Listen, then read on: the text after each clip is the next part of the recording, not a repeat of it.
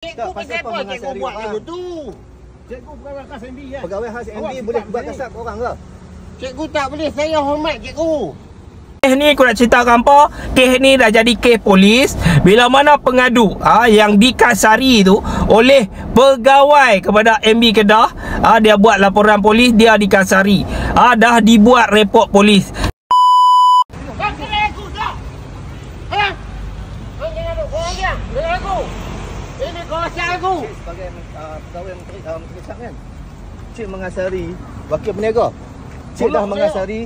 Okey, nanti macam ni. Kami akan buat report polis. Okey. Cik mengasari ni kan tadi. Betul tak betul? Cikgu pasal apa buat perangai lagu ni cikgu? Dia kata dia tak mengasari. Dia tak mengaku lah. Ada saksi tak? Cikgu keluar cikgu. Cikgu keluar. Ni cikgu sebagai- keluar cikgu. Saya tengah cakap. Ya, cikgu Tak, pasal pasal apa apa cikgu mengasari buat orang? lagu tu? Cikgu pegawai khas MB kan? Pegawai khas MB Awak boleh sikap buat ni. kasar orang ke? Cikgu tak boleh, saya hormat cikgu. Tapi Takkan cikgu apa lagu ni Takkan cikgu? pegawai menteri besar boleh buat orang macam ni? Ada kuasa buat orang macam ni? Cikgu tak boleh buat lagu ni cikgu. Saya tengah cakap dengan Syukur. Tak, kami pun nak cakap juga. Sari kita bercakap. Okey, sari kita bercakap. Okay. Cikgu tak menghormat langsung kami ni. Apa dia cikgu? Kasar ni saya faham. Tak ni cikgu nak apa lah? Tak apa, sari saya cakap. Sari saya cakap. Saya pergi Kau cakap. keluar. Tak benar ni cikgu nak pergi ramai ke tak mau pergi ramai? Tak apa, saya cakap dengan Syukur. Syukur keluar main syukur. Sembang kat kau. Cikgu tak boleh lagu ni cikgu. Ada saksi tak tadi? Geng, ramai yang tag aku, ramai yang duk tanya aku pasal video ni. Sinilah aku cerita sikit lah kat hampa. Aku pun dapat aku buat kajian, buat siasatan dengan sahabat-sahabat yang berada di sana. Jadi sini aku cerita kat hampa. Kes ni dah jadi kes polis. Bila mana jadi kes polis, ada laporan polis yang dibuat oleh mangsa yang dikatakan mangsa yang dikatakan dikasari oleh pegawai kepada Menteri Besar Kedah. Yang ni abang kena tahu. Kes ni dah jadi kes polis dan dah telah dipanggil oleh polis. Cerita dia macam tu. Jadi aku harap siapa-siapa yang duk main isu ni, macam aku pun tak kata siapa betul siapa salah. Dan aku juga nasihatkan kepada pegawai Menteri Besar Kedah tu supaya lakukan. Kalau andai betul anda tak buat, anda difitnah, ataupun anda dikasari seperti mana tuduhan dalam komen-komen, buat juga laporan polis. Kata anda diprovokasi, anda difitnah, video anda diviralkan, buat laporan polis. Senang cerita kan? Sebab apa? Dari pihak peniaga, dari pihak orang yang dikasari dah buat laporan polis. Senang cerita dia macam tu.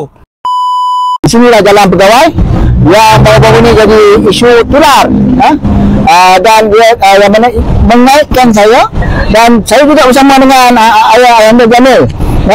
Jadi ayah Anda Jamil ni dia lah jaga kawasan ni. Maknanya kalau hampa tengok malah dalam dia lah balung siapa dia kata kawasan lah, apa siapa kuat. Dan untuk makluman tuan-tuan, kawan-kawan rakan-rakan yang tengok video ni, alhamdulillah pada malam tu semua pakai telefon dan mereka bimbangkan keselamatan saya. Dan sebab tu malam ni saya bawa lah kawan-kawan saya kan, nak kata depa nak main tengok kan, selamat tak selamat untuk saya. Saya terang saya kata tempat ni selamat untuk saya.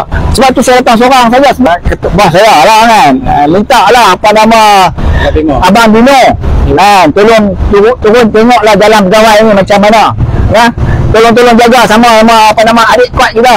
Lagu tu lah. Okey. Nampak aku duduk dalam kereta tu adalah kali kedua aku masuk dalam kereta dah. Aku dah keluar balik kan. Aku keluar balik tanya kan. Bila aku dah tersentuh sikit dah dia langgar aku. Kan itu je. Bila tengok orang betul lah. Dia menjerit pula apa nama yang si Sajah menjerit kan. Pegawai MB kan. Tersentuh hanya kerana dia langgar aku. Kerana sama-sama duduk rapat. Jadi abang fikir tengok. Jadi dia terus bergerak. Melanggar saya, jadi dalam keadaan kami dia nak gerak sana, dia nak berjalan melanggar saya, jadi saya pun terpegang badan dia. Saya kata ya Allah, baru pegang terpegang pun. Assalamualaikum. Pegawai khas Menteri Besar Kedah disiasat polis. Tetapi hari ini saya tidak ingin mengulas mengenai pegawai khas Menteri Besar disiasat oleh polis, tetapi saya ingin menjelaskan dekat sini mengenai tuduhan yang telah dibuat oleh penyokong-penyokong PAS dalam media sosial mengenai saya adalah seorang pemfitnah, saya adalah seorang perancang ataupun mastermind dan saya adalah seorang yang membuat provokasi. Jadi dekat sini saya ingin bertanya lah kepada penuduh-penuduh tersebut. Anda ada bukti ataupun tidak? Padahal video itu cukup jelas. Okey, dan di sini mengenai saya sebagai pemfitnah. Kita boleh dengar sendiri apa yang berlaku dalam video tersebut. Kita sama-sama kita dengarkan video ni nanti dan saya nak bagi tahu di celah mana saya telah membuat fitnah. Saya mengatakan pegawai khas Menteri Besar Kedah telah mengasari peniaga dan dalam video tersebut saya ada bertanya dan demi Allah saya berkata saya tidak mengenali siapa itu Cikgu Anas sebelum ni. Dan saya hanya mengetahui beliau sebagai pegawai khas Menteri Besar setelah kejadian tersebut. Jadi kalau tengok dalam video tu, apabila seorang peniaga ataupun rakan saya yang bernama Encik Sajakan telah mengadu saya sedang makan di satu gerai dan saya bertanya kepada dia kenapa berjalan terencut-encut dan pinggang sengit-sengit, dan dia cakap dia telah dikasari oleh pegawai Menteri Besar. Dan benda itu disokong oleh peniaga-peniaga wanita yang mereka mengatakan mereka nampak kejadian tersebut. Dan saya terus ke kereta pegawai tersebut dan bertanya. Saya bertanya, Cik, pegawai khas Menteri Besar kan? Itu adalah soalan. Adakah itu dinamakan sebagai fitnah? Nombor dua, saya bertanya, kenapa Cik mengasari wakil peniaga? Iaitu saya rujuk kepada Encik Sajakan. Dan yang ketiga, saya bertanya, adakah sebagai pegawai khas Menteri Besar, Cik mempunyai kuasa untuk mengasari peniaga? Jadi, beliau juga bercakap, tak apa, nanti kita bercakap. Dan saya ada juga memberitahu beliau dalam video tersebut, kami akan buat laporan polis di atas kekerasan tersebut. Adakah ini merupakan satu fitnah? Dan dia berjanji untuk keluar dari kereta dan bercakap ataupun berbincang dengan kami mengenai perkara tersebut. Perkara kedua, penyokong-penyokong PAS termasuklah Cikgu Anas ini menuduh saya di dalam media sosial mengatakan saya adalah mastermind dan perancang berlakunya insiden tersebut. Untuk pengetahuan semua rakan-rakan, saudara dan saudari, saya ke situ bersama isteri saya sebab isteri saya ingin membeli makanan viral dan saya parking kereta saya di hadapan Afid Bank dan isteri saya turun membeli loceng. Saya pun turun keluar daripada kereta untuk mengisi rokok dan saya ternampak Encik Sajakan. Saya adalah kenalan kepada Encik Sajakan dan saya takkan nak buat tak tahu macam tu. Saya terus dan menyapa Encik Sajakan dan ketika itu peniaga kacang yang mana isterinya berniaga loceng. Isteri saya membeli loceng dengan harga RM7 tetapi isteri saya membayar RM10 dan tidak mengambil balance RM3 tersebut. Itu adalah amalan biasa yang dilakukan oleh isteri saya apabila membeli barang daripada peniaga-peniaga Melayu. Jadi saya dihulurkan kerusi, isteri saya dihulurkan kerusi oleh peniaga kacang tersebut dan meminta kami duduk dan kami cakap kami dah lewat dan Encik saya akan cakap duduklah dulu. Jadi kami sebagai tetamu apabila diraih begitu kami duduk dan semasa duduk saya bertanyakan kepada peniaga iaitu peniaga kacang, apa masalah di sini? Saya ada dengar ada masalah dan sebenarnya pada malam tersebut percakapan saya, perbualan saya di atas tiket pertubuhan sahabat misi ya, bukan atas dasar politik sebab NGO kami ingin membantu masyarakat. Jadi saya pun duduk di situ dan apabila kacang rebus dihulurkan saya hanya makan 3 biji kacang rebus. Jadi itu bukan isu mengatakan saya makan percuma sebab isteri saya bayar RM10, balance dari RM3 dia tak ambil balance tu. Jadi mungkinlah kacang tu bernilai sebiji RM1. Tak apa, lupakan perkara tu. Dan apabila Cikgu Anas mengatakan saya adalah mastermind, dia ni gila ataupun tak berakal, saya tak pasti. Saya datang lebih awal dan mengikut beliau, video yang beliau buat, beliau datang tanpa memberitahu peniaga, dia datang secara mengejut. Kalaulah peniaga di situ pun tak tahu akan wujudnya kedatangan si Cikgu Anas ni, macam mana saya boleh tahu? Adakah saya ni ahli nujum yang boleh tahu apa yang akan dilakukan oleh Cikgu Anas selepas ini? Tak. Saya datang bukan ada kena mengena dengan Cikgu Anas. Tidak ada kena mengena langsung. Dan jika beliau menuduh saya sebagai mastermind, macam mana saya boleh tahu dia datang? Beliau datang kalau peniaga pun tak tahu. Dan pada ketika itu, Encik Shahjahan hilang daripada tempat kami duduk. Dan saya tidak bertanya apa-apa pun. Selepas 10 minit, Encik Shahjahan datang dengan keadaan terhencut-hencut dan pinggang beliau sengit. Saya bertanyakan kenapa jadi macam tu. Dia cakap dia telah ditolak dan dikasari oleh pegawai khas Menteri Besar Kedah dan disokong oleh peniaga-peniaga yang nampak kejadian tersebut. Dan dalam masa yang sama, saya mendengar pertengkaran agak keras antara peniaga kacang dan juga pegawai khas Menteri Besar. Saya bangun, saya terpanggil, okey, sebagai sahabat-sahabat dan saya menganggap semua saudara, saya terpanggil dan saya ingin bertanya kenapa sebagai seorang pegawai khas kepada Menteri Besar Kedah boleh mengasari wakil peniaga. Dan dengar balik elok-elok nanti video tersebut. Apabila saya sampai ke kereta, saya tak mempedulikan pertengkaran antara peniaga kacang rebus dan juga si konon-kononnya. Saya tak kenal. Demi Allah, sebelum tu saya tidak mengenal siapa ini Cikgu Anas dan siapakah pegawai khas Menteri Besar ni. Walaupun dia kenal saya tak kenal. Minta maaf, saya tak kenal beliau. Jadi soalan pertama saya, Cik pegawai khas Menteri Besar kan? Itu soalan. Dekat mana provokasinya? Dekat mana fitnahnya? Soalan kedua saya, kenapa Encik mengasari wakil peniaga? Adakah itu berbentuk provokasi ataupun fitnah ataupun merancang untuk buat sesuatu? Dan soalan ketiga saya bertanya lagi. Okey, saya rasa soalan saya agak logik. Adakah sebagai seorang pegawai khas Menteri Besar, Cik boleh ataupun Cik ada kuasa untuk mengasari peniaga-peniaga, mengasari rakyat? Dan saya ada menyatakan kami akan buat report polis di atas kekasaran tersebut. Adakah juga itu satu fitnah, satu provokasi? Bagi saya tak. Dan beliau bercakap, nanti kita bercakap. Jadi, saya kembali kepada tempat saya makan tadi.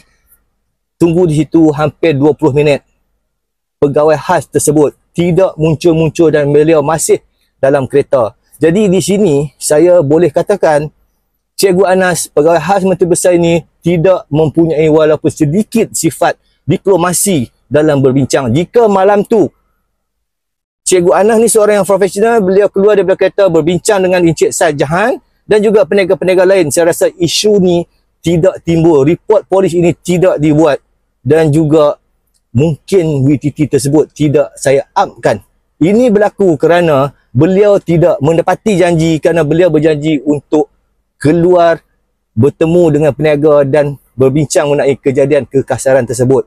Dan lagi satu, Cikgu Anas, kamu sebagai seorang pegawai khas kepada Menteri Besar Kedah, kenapa kamu begitu bengong apabila isu ni dah terjadi, report polis telah dibuat, kamu nak menuduh saya memfitnah, menuduh saya mempunca mastermind yang terjadinya isu tersebut.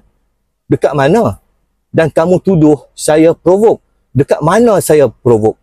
Report polis telah dibuat, kertas siasatan telah dibuka, laporan kesihatan dari Encik Shahjahan telah dibuat di hospital. Dan kamu juga sebagai pegawai khas Menteri Besar, kenapa begitu bengong untuk membersihkan nama kamu begitu mudah? Ramai saksi di situ yang mengatakan kamu mengasari Encik Shahjahan. Jika kamu ingin menafikan, kamu boleh meminta kerjasama pihak polis untuk mendapatkan rekod daripada CCTV Afin Bank tersebut. Jadi di sini saya ingin mengatakan Cikgu Anas adalah seorang yang tidak profesional, tidak pandai dalam berdiplomasi. Jadi maka terjadilah perkara ini. Lagi satu, jika saya adalah perancang ataupun mastermind, Cikgu Anas dan juga Setro PN, kamu semua yang membuat live video, yang membuat live melalui TikTok, menjemput peniaga kacang tersebut, bercakap, beliau mengatakan saya tidak mengenali MJ. Itu adalah kali pertama dia berjumpa dengan MJ. Begitu juga dengan Adam, peniaga yang bernama Adam, adalah kali pertama berjumpa dengan saya. Begitu juga dengan Syukur, iaitu pengurusi peniaga tersebut, pun kali pertama pada malam tu berjumpa dan mengenali saya. Jadi jika saya dituduh sebagai perancang, ada perancangan untuk memburuk-burukkan pegawai khas Menteri Besar Kedah, time bila saya berbincang dengan mereka? Dan persoalannya, semasa peniaga kacang tersebut pergi bertengkar, meninggi suara, menyerang pegawai khas Menteri Besar, saya tidak tahu menahu. Sila tanya kepada peniaga tersebut, adakah saya yang membagi arahan untuk beliau menyerang? Tidak, sama sekali tidak.